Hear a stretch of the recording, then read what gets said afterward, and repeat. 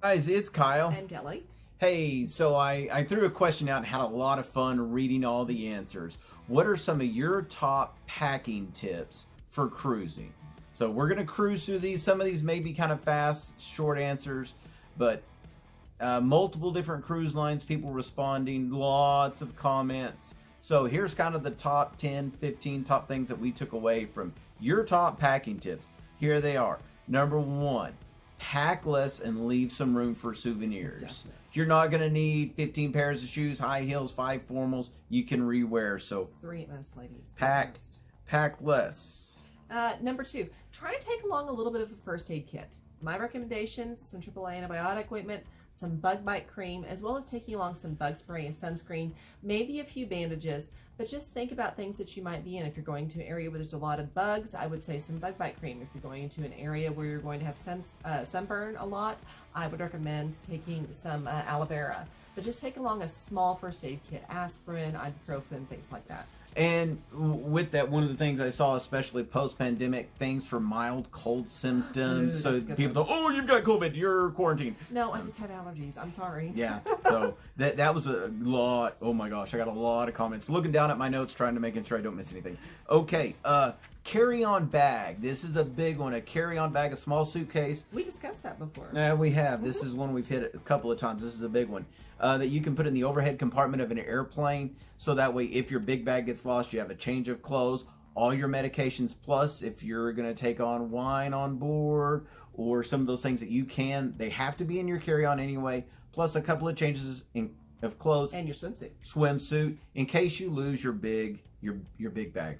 Okay, another thing, kind of random, but really cool. In fact, all of the walls on the ship are magnetic. Take along some magnetic hooks. You can use them to help organize your things and help keep you a little bit more, because again, the cabins are small, and this helps you keep all the things in the places where they need to be.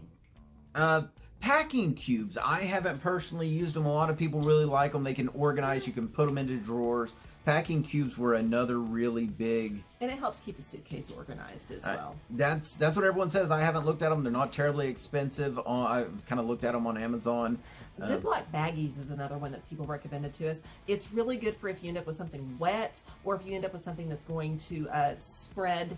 Ziploc bags. Put stuff in Ziploc bags, and it's easy to keep up with that way. Reusable water bottles. Oh, There's definitely. plenty of filtered refilling stations. You can fill that up. You can get you some water so you don't have to buy water bottles And to save go on. yourself some money. Save yourself some money. Save yourself a couple of dollars at Walmart, Target, HEB, United, wherever you shop.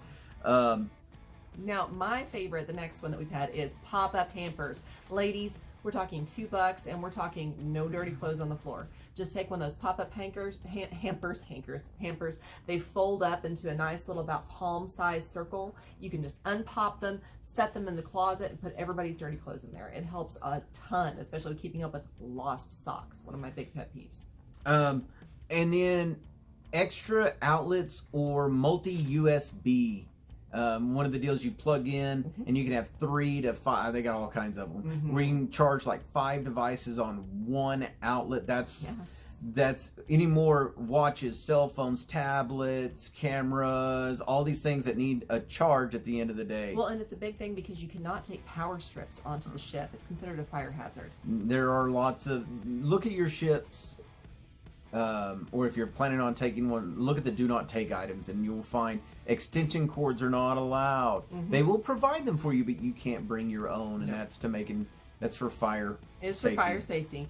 Also, one thing that's been recommended is a shoe organizer. Hang a shoe organizer on the back of the closet door, or even on the back of the bathroom door, to help keep your toiletries organized. It's a pretty cool tip. Use those magnetic hooks. Oh yes, use the magnetic hooks to hang that thing up. It seemed like when I posted these that the magnetic hook, the more experienced cruisers, that was like their number one go-to. Magnetic hooks. Magnetic hook. Yes.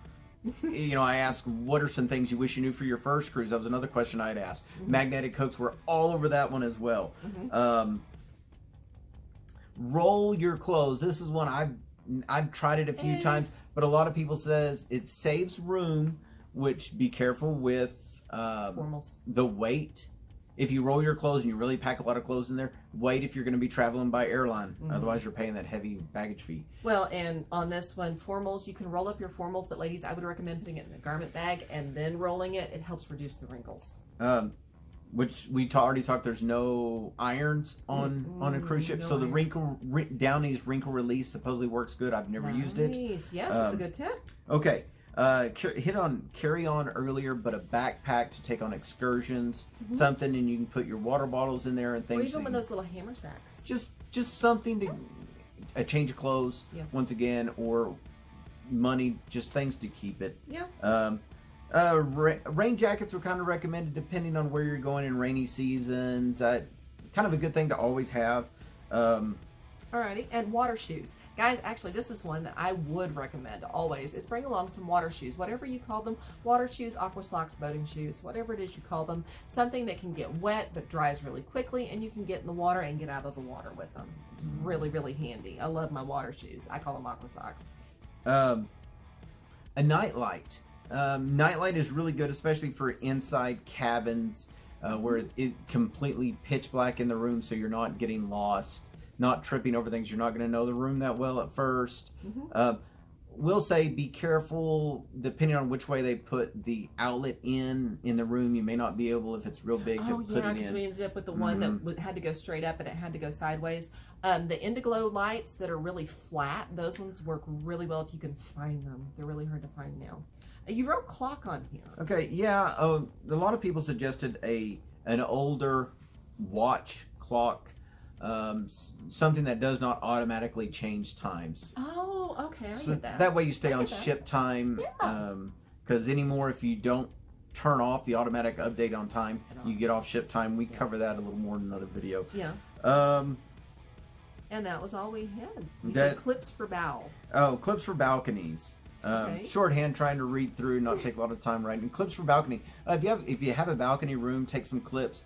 Clip your clothes outside to dry, so that way they're dry and they're not dripping all over the floor. That's fair. Those are some of our top packing tips from cruisers. Pack less. I mean, gosh, that one, tons of comments on pack less. But anyway, guys, hope you enjoyed it. We're going to see about getting some more questions, see what you experienced cruisers have to say. And if you have questions, ask. Yeah, you can ask. Anyway, thanks, guys.